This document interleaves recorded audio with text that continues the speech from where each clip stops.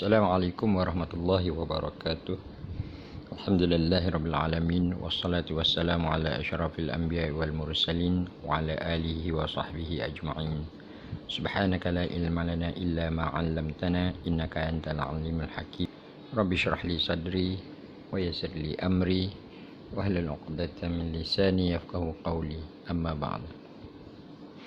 Apa kabar anak-anak sekalian? Semoga anak-anak ceria, sihat dan dijauhi daripada segala penyakit.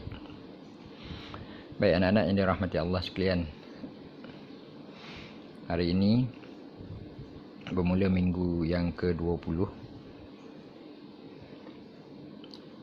Kita sama-sama dalam PDPR ya. Dan hari ini saya nak masuk bab negara Islam. Negara Islam ya. Masih lagi dalam sistem pemerintahan Islam, tapi bab yang ketiga iaitu bab negara Islam. Apa yang dimaksudkan dengan negara Islam? Negara yang mengarahkan segala urusan pemerintahan dan pentadbirannya tunduk kepada hukum Islam yang bersumberkan Al-Quran dan Al-Hadis serta ijtihad. Baik anak-anak, negara Islam ni ialah sebuah negara bila kita panggil negara Islam, negara tu mestilah yang mengarahkan segala urusan pemerintahan. Maksudnya segala perkara yang berkaitan dengan pemerintahan dan pentadbiran adalah berdasarkan hukum Islam, yang mana ianya bersumberkan Al-Quran dan Hadis serta ijtihad. Boleh faham?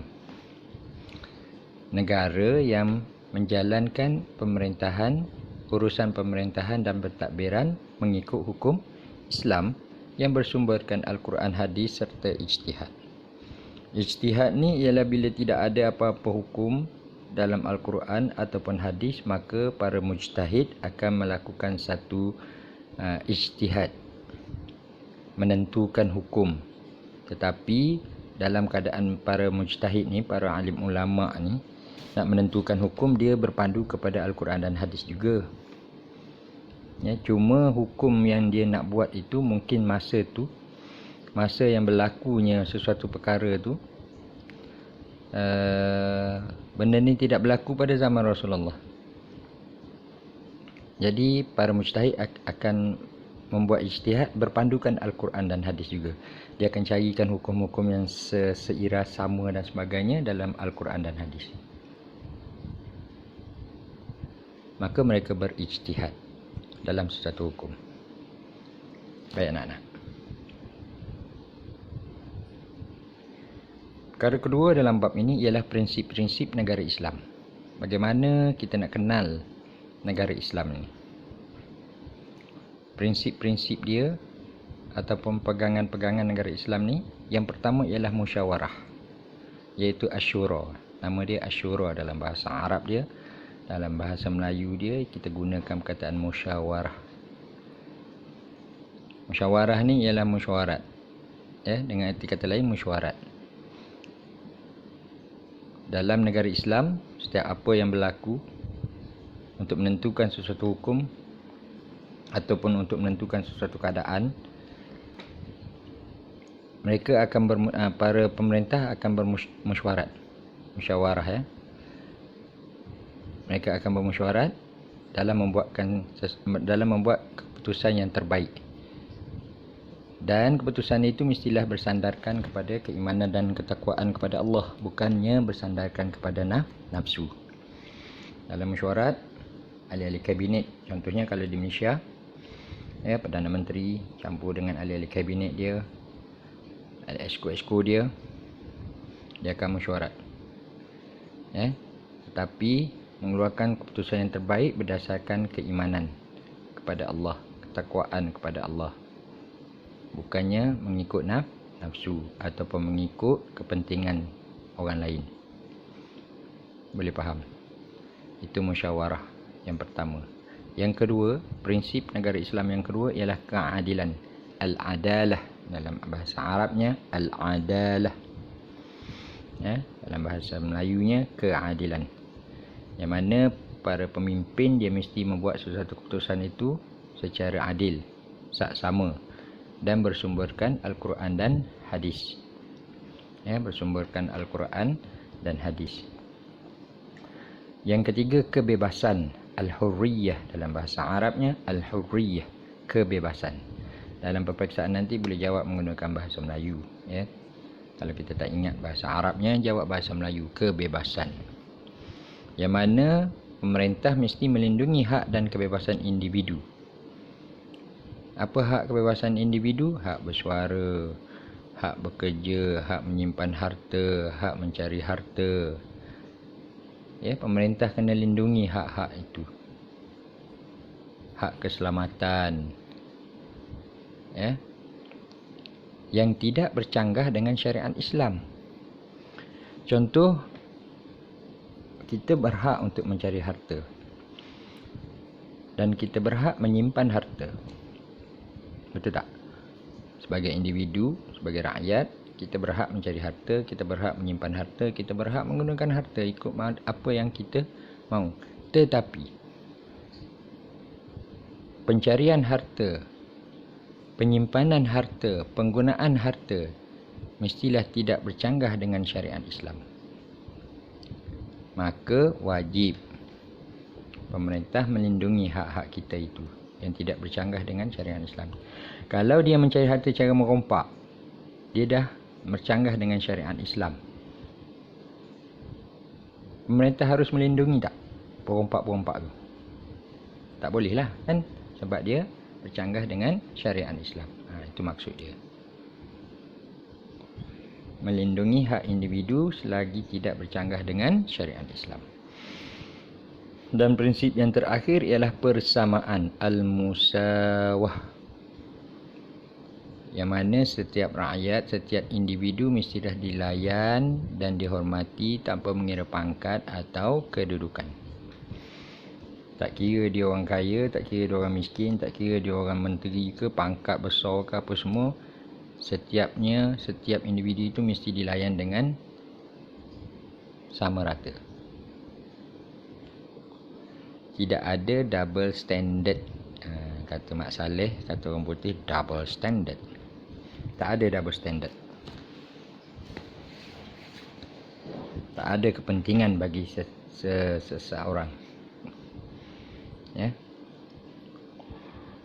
Okey, seterusnya elemen pembentukan negara Islam. Apa benda, apa perkara yang mesti ada untuk membentuk negara Islam, baru jadi negara Islam. Itu maksud dia. Elemen. Sesuatu perkara yang mesti ada dalam pembentukan negara Islam. Yang pertama, Majlis Syura.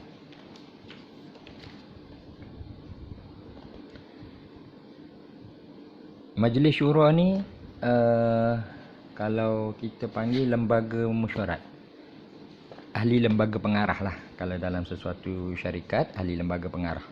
Kalau dalam sesuatu negara Islam, lembaga mesyuarat tertinggi negara, yang ahlinya terdiri daripada khalifah, ulama dan individu yang pakar dalam bidang masing-masing.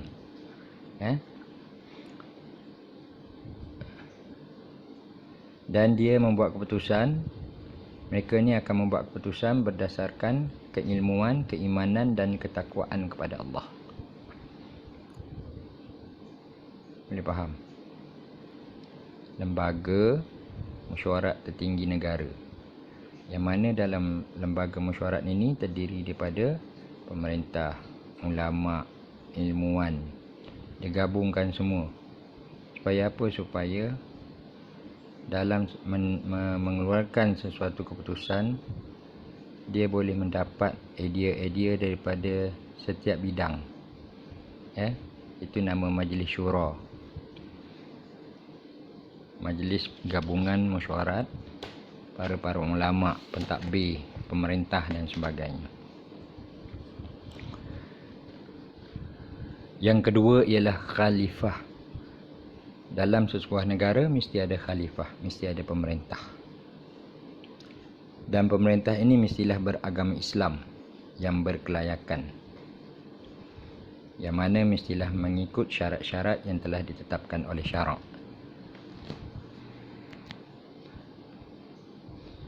Bukan pakai lantik je.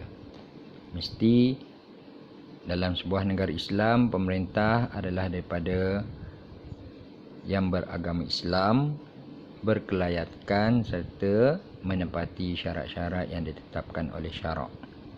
Seorang yang alim, seorang yang berilmu, seorang yang bertakwa kepada Allah, seorang yang tidak bias, tahu bias, tak diragui. Okey, itu khalifah. Yang ketiga, mestilah ada wilayah. Dan wilayah-wilayah ini ditadbir oleh seorang ketua dan penduduknya tertakluk kepada sistem pemerintahan Islam. Dalam negara ada wilayah, dan wilayah ini ditadbir oleh ketua yang beragama Islam, dan penduduknya tertakluk kepada sistem pemerintahan Islam. Kalau di Malaysia, kita ada Malaysia. Lepas tu dalam Malaysia tu ada negeri-negeri dia, itu wilayah namanya. Ada wilayah, barulah nama dia negara Islam. Yang ketiga, negara ada, apa semua ada, pemerintah ada, negara ada, undang-undang ada. Mestilah kena ada rakyat. Orang yang ada dalam negara tu, nama dia rakyat. Selain daripada pemerintah, rakyat lah yang lain. Pemerintah tu asalnya rakyat juga, tapi sudah dilantik menjadi pemerintah, maka dia pemerintah lah. Dan kita ni sebagai rakyat, terdiri daripada orang Islam dan bukan Islam yang berhak mendapat perlindungan pemerintah. Dalam negara Islam tak semestinya orang Islam sahaja ada. Ada yang bukan Islam dan mereka juga berhak mendapat perlindungan pemerintah. Mereka bebas juga menjalani kehidupan seperti orang Islam juga.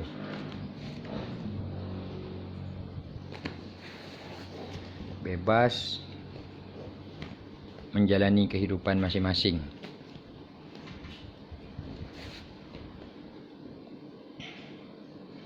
Mendapat pendidikan, mencari rezeki serta mengamalkan agama, budaya dan adat resam masing-masing. Maksudnya dalam sebuah negara Islam ni tergolong daripada berbagai-bagai bangsa dan agama. Bukan sahaja agama Islam, dan mereka juga berhak mendapat hak mereka masing-masing. Okey, dah ada rakyat, ada undang-undang. Mesti ada undang-undang sebab rakyat ni tak semuanya betul. Malah pemerintah sendiri pun jika buat kesalahan akan dikenakan undang-undang. Maka elemen yang penting juga dalam pembentukan negara Islam adalah undang-undang. Dan undang-undang dalam sebuah negara Islam dia berteraskan syariat Islam yang bersumberkan Al-Quran dan hadis. Undang-undang negara Islam berteraskan syariat Islam yang bersumberkan Al-Quran dan hadis. Itu baru nama negara Islam. Segala undang-undang yang dibuat mesti bersumberkan Al-Quran dan hadis. Seterusnya, ada undang-undang, ada hakimnya, iaitu badan kehakiman yang akan melaksanakan undang-undang tadi, yang akan mengeluarkan sesuatu keputusan, mengadili mereka yang melanggar undang-undang. Nama dia badan kehakiman. Badan kehakiman ni adalah merupakan elemen penting juga dalam sebuah negara Islam, pembentukan negara Islam. Ianya menjalankan urusan kehakiman serta memastikan hukum dan undang-undang yang ditetapkan oleh Allah Subhanahu Wa Taala dilaksanakan dengan sempurna. Badan kehakiman ni dia mesti memastikan setiap hukuman dan undang-undang yang ditetapkan oleh Allah dalam Al-Quran dilaksanakan dengan sempurna. Okey? Ada masalah? Boleh bertanya ya dalam boleh secara bertulis. Dan yang terakhir, elemen pembentukan negara Islam ialah pentadbiran dan penguatkuasaan. Ada undang-undang, ada badan kehakiman, adalah penguatkuasaan. Pentadbiran negara dilaksanakan mengikut syariat serta mengutamakan prinsip keadilan dan juga akhlak mulia. Contohnya kita ada apa? Jabatan Agama Islam, Mahkamah Syariah, Pusat Pengututan Zakat dan sebagainya lah yang berkaitan dengan Islam, berkaitan dengan agama Islam. Baik, itu adalah elemen pembentukan negara Islam. Saya ulang, yang pertama ialah Majlis Syura, yang kedua Khalifah ataupun pemerintah, yang ketiga wilayah, yang keempat rakyat, yang kelima undang-undang, yang keenam badan kehakiman, dan yang terakhir yang ketujuh pentadbiran dan penguatkuasaan. Okey, seterusnya kita pergi kepada matlamat negara Islam. Apa matlamat negara Islam? Yang pertama, menegakkan perundangan dan hukum Allah Subhanahu wa taala. Itu matlamat yang paling utama. Ya, menegakkan perundangan dan hukum Allah Subhanahu wa taala.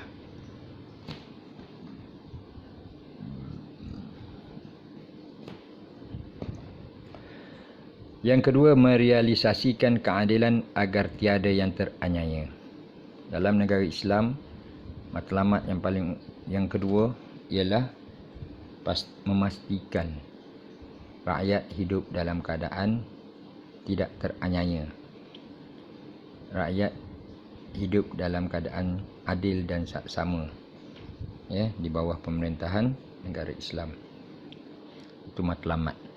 Tak nak, ya, matlamat negara Islam, bila ada negara Islam, dalam negara Islam dia tak nak rakyat teraniaya.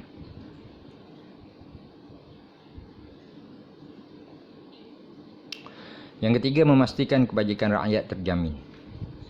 Ya, kebajikan. Contohnya macam sekarang musim PKP macam ni, kerajaan istilah membantu mereka-mereka yang terkesan, ya, yang tidak ada pekerjaan, yang tak boleh nak keluar kerja dan sebagainya.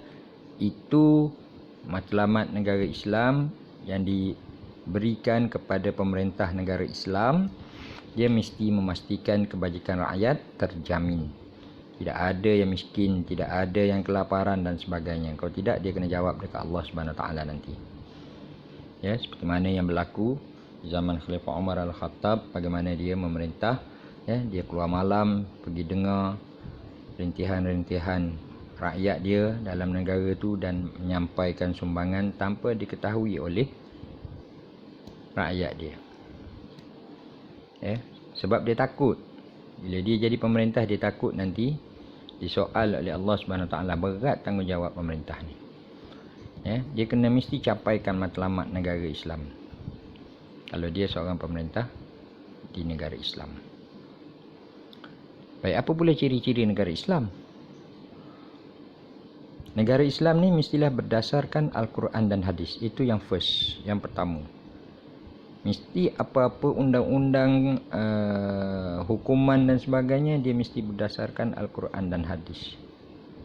Dia mesti jadi petunjuk daripada Al-Quran dan hadis. Yang kedua, ciri negara Islam ni ialah melaksanakan amar ma'ruf nahi mungkar. Dalam negara Islam, dia mesti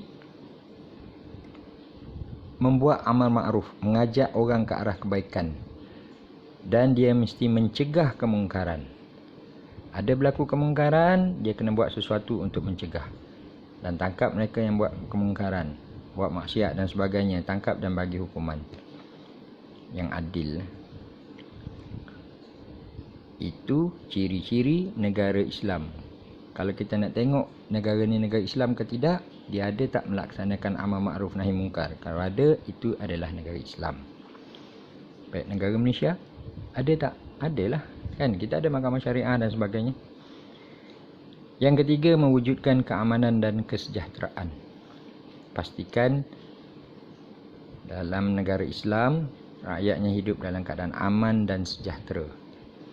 Itu adalah ciri negara Islam yang ketiga. Dan yang keempat, Majlis Syura sebagai asas pemerintahan, seperti mana yang saya jelaskan pada awal tadi. Ketua negara yang adil dan beriman, pastikan ketua negara yang kita lantik adalah seorang yang adil dan juga beriman. Ya. Dalam negara Islam tidak ada ketua negara daripada agama lain. Dia mesti beragama Islam. Dan mesti dia beriman. Dan mesti dia adil. Ya. Yang keenam, jaminan kebebasan hak asasi. Jaminan kebebasan hak asasi manusia.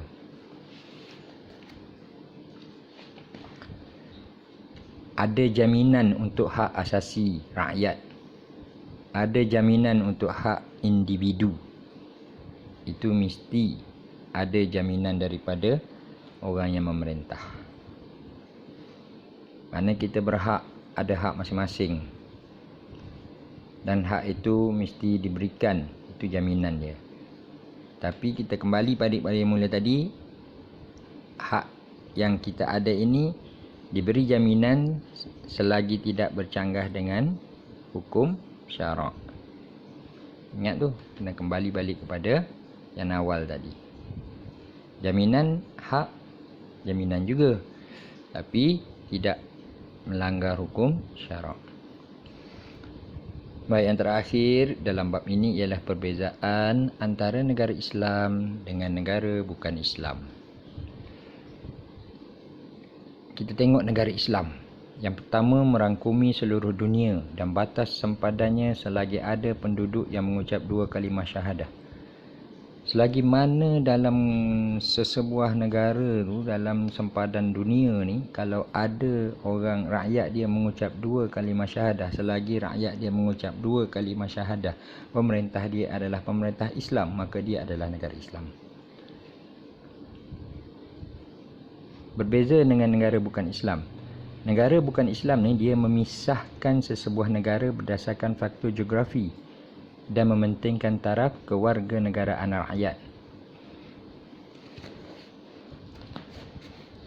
Apa yang awak faham? Memisahkan sesebuah negara berdasarkan faktor geografi. Maksudnya mengikut faktor kawasan, mengikut faktor geografi ni kawasan lah kan. Dia bukan mengikut orang kata kat situ ada orang mengucap 2 kalimah syahadah. Tidak. Dia mengikut faktor geografi. Negara Islam ni menyeluruh. Semua negara Islam lagi ada orang yang mengucap 2 kalimah syahadah. Dan pemerintahnya pemerintah Islam. Tetapi kalau negara bukan Islam ni dia memisahkan. Dia pisahkan antara sebuah negara berdasarkan faktor geografi. Berdasarkan faktor kawasan, muka bumi dan sebagainya lah. Dan mementingkan taraf kewarganegaraan rakyat. Contoh orang Amerika, dia bukan negara Islam sebab pemerintah dia bukan Islam. Dan dia ada faktor-faktor geografi antara sesebuah kawasan dia. Dan dia mementingkan taraf kewarganegaraan rakyat dia. Ya, dia bagi kebebasan kepada rakyat dia. Rakyat lain, kewarganegaraan lain mungkin orang kata diketepikan dululah. Dia utamakan rakyat dia. Nak bagi sumbangan contoh, dia akan bagi kepada rakyat dia dulu. Dia akan bagi juga kepada rakyat bukan warga negara dia, tapi lambatlah. Kalau dia Malaysia ataupun kalau negara Islam, nak bagi sumbangan dia bagi semua. Tak kira dia ni warga negara Malaysia, warga negara bukan warga negara Malaysia, bangsa apa sekalipun, dia tak kira. Ya, semua dia bagi. Yang kedua, meletakkan Allah SWT sebagai kuasa tertinggi negara. Itu negara Islam. Dia letakkan Allah sebagai kuasa tertinggi negara. Ya, sebagai kuasa tertinggi negara. Maksudnya apa-apa kembali kepada Al-Quran dan hadis. Apa-apa kembali kepada hukum Allah. Ha, itu negara Islam. Sementara negara bukan Islam ni,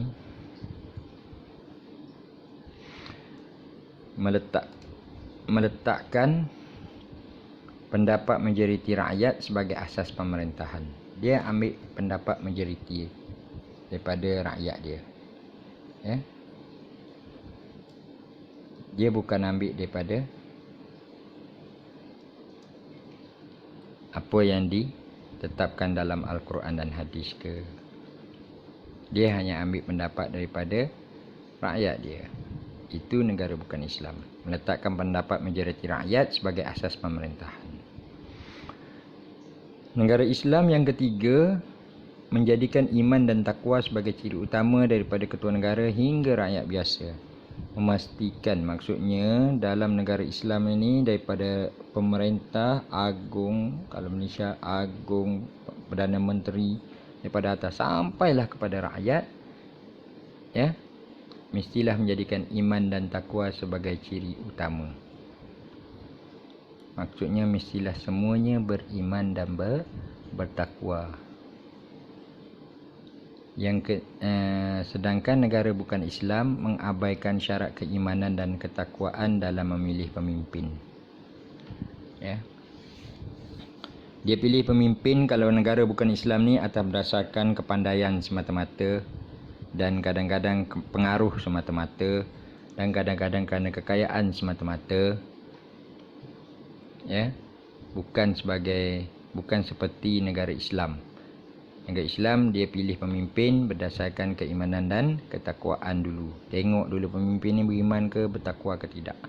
Tapi kalau negara bukan Islam, dia memilih pemimpin, dia tidak berasaskan keimanan dan ketakwaan, tetapi berasaskan nafsu, berasaskan harta, berasaskan pengaruh dan sebagainya. Siapa yang berpengaruh, dia akan dilantik menjadi pemimpin. Dan yang terakhir, negara Islam beza dengan negara bukan Islam, menjadikan undang-undang Allah Subhanahu Wa Taala sebagai undang-undang negara. Ya. Menjadikan undang-undang Allah Subhanahu Wa Taala sebagai undang-undang negara. Sementara negara bukan Islam menjadikan undang-undang ciptaan manusia sebagai undang-undang negara. Undang-undang dalam negara Islam dia akan bersumberkan kepada Al-Quran dan hadis. Undang-undang negara bukan Islam dia akan bersumberkan kepada undang-undang ciptaan manusia, iaitu undang-undang mengikut kepandaian manusia, mengikut nafsu dan sebagainya. Dia tidak mengikut agama Islam. Dia tidak mengikut Al-Quran dan hadis. Sedangkan negara Islam dia menjadikan undang-undang Allah, Al-Quran dan hadis sebagai undang-undang negara. Itu 4 perbezaan antara negara Islam dan bukan Islam. Okey. Baik, setakat tu dulu. Masa pun genap 30 minit dan awak ada masa 30 minit lagi untuk awak salin nota berpandukan kepada slide yang saya pancarkan, slide yang saya berikan, dan siapkan nota saja dan hantar dalam grup PDPR, kerja PDPR. Mereka yang hadir, mereka yang pergi kerjasama, mereka yang buat kerja dan hantar kerja, maka dia dapat 3 amalan baik. Saya sedang key in amalan-amalan baik awak semua. Semua kelas lah yang saya mengajar. Ya, jadi ambil peluang ini untuk dapatkan amalan-amalan baik ni.